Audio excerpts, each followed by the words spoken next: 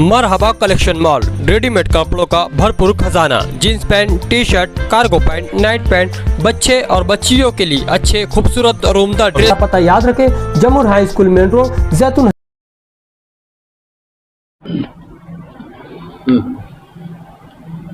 कल किले के मामले में माइनॉरिटी डिफेंस कमेटी ने 133 लोगों का स्टे ऑर्डर लाया।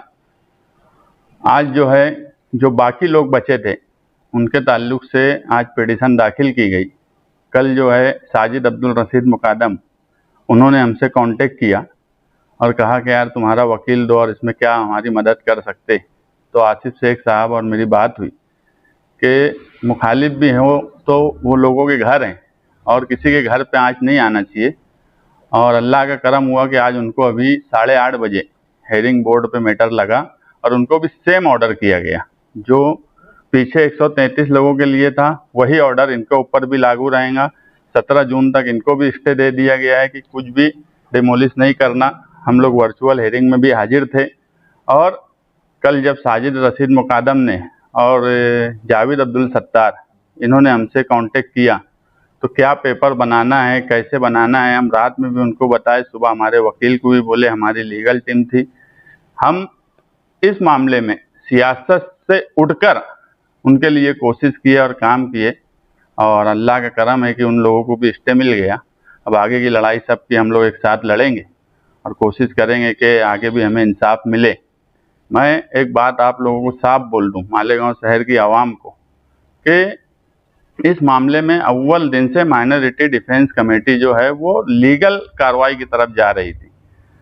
आज अगर कल स्टे नहीं लाए होते, इससे पहले भी हमको स्टे मिला हुआ था, अगर ये बात मौजूदा एमएलए समझ लेते तो आज जितनी जल्दी करना पड़ा ये सब की नौबत नहीं आई होती। कानून को समझना चाहिए, लेकिन हमने सबकी मदद की, हमने कोई सियासत नहीं की। हमसे जो कल से उन्होंने हमसे मांगा पेपर वर्क, वकील, वो हमने सब कुछ करा उनके लिए और सबके लिए कोशिश करना ही ज़रूरी था, क्योंकि वहाँ के हालात, आज मैं दिन में गया था, औरतें बच्चे एक आस से देख रहे थे और लोग दुआ भी उनके लिए कर रहे थे।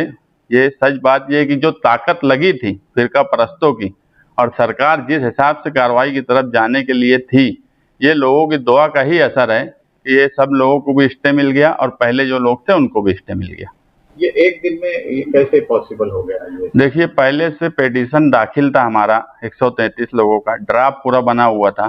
कोई और वकील के पास गए होते तो कोई भी एक दिन में करने की पोजीशन में नहीं रहता, कर ही नहीं सकते थे, मगर पूरा ड्राफ्ट बना था। हमारा ही एमपी वासी जो हैं उनका ही एसोसिएट पूरा काम किया। आज सुबह से वो लोग थे, क्लर्क से लेके वकील, सबसे मेरा मुसलसल कांटेक्ट था और उनका ही ड्राफ्ट बना हुआ। सिर्फ जो नए पिटिशनर थे वो नाम ऐड किए, इसीलिए फौरन वो पिटिशन तैयार हो गया और फौरन दाखिल भी हो गया। प्रोडक्शन लिया गया उस पर और प्रोडक्शन लेके मैटर को 8 बजे के टाइम पे कोर्ट ने टाइम दी थी, वो 8 बजे लगा। अगर पिटीशन पहले से तैयार नहीं होता तो कोई भी एक दिन में लगा नहीं सकता था। ये कोशिश हमने की और ईमानदाराना कोशिश की। इसके ऊपर क्रिकेट की भी मतलब सियासत शुरू हो जाएगी। देखिए, पूरे शहर को मालूम है कि अव्वल दिन से कौन इसमें कोशिश कर रहा था और आप लोगों को भी मालूम है, अगर कोर्ट हम नहीं जाते तो कुछ हासिल होने वाला नहीं था। आप भी देख लो प्रशासन डिपार्टमेंट किस तरीके से कोशिश कर रहा है। अगर इस तरीके से कोर्ट में नहीं गए होते तो कुछ हासिल नहीं होता। पूरे शहर को मालूम है, माइनॉरिटी डिफेंस कमेटी की तरफ से आसिफ शेख साहब, मैं, हम ही लोग कोशिश कर रहे हैं और आज भी ये लोग हमारे खिलाफ के लोग हैं, मगर उसके बाद भी उन्होंने हमसे मदद मांगी तो हमने हमारी लीगल टीम दी। हमने क्या पेपर बनेंगे रात में उनको व्हाट्सएप पे भेजा, वो सब स्क्रीनशॉट है हमारे पास। तो क्रेडिट की लड़ाई, मैं कल दिन में साजिद अब्दुल रशीद मुकादम को कई बार फ़ोन किया था मगर वो फ़ोन नहीं उठा रहे थे। रात में जब 12 बजे वो फ़ोन किए तो मैंने ही उनको बोला कि कैसे कैसे पेपर बनाना है और कैसा, जब उन्होंने लिस्ट भेजी थी उसमें कुछ गलती थी तो फिर मैंने उनको पेपर भेजा कि इस तरीके से बनाओ ताकि वो सबमिट हो जाए। तो उन्होंने उस तरीके से बनाया। बोलने का मतलब ये है कि मुखालिफ होने के बाद भी लोगों के घर का सवाल था, हमने कोई सियासत नहीं की, उनकी मदद की और ये पूरा शहर जानता है। अभी बस्ती वहाँ के लोग खाली कर रहे हैं, उन लोगों से क्या अपील करेंगे? 17 जून तक तो कोई टेंशन नहीं है। 17 जून तक स्ट्रक्चर को हाथ नहीं लगाना बोल दिया गया है।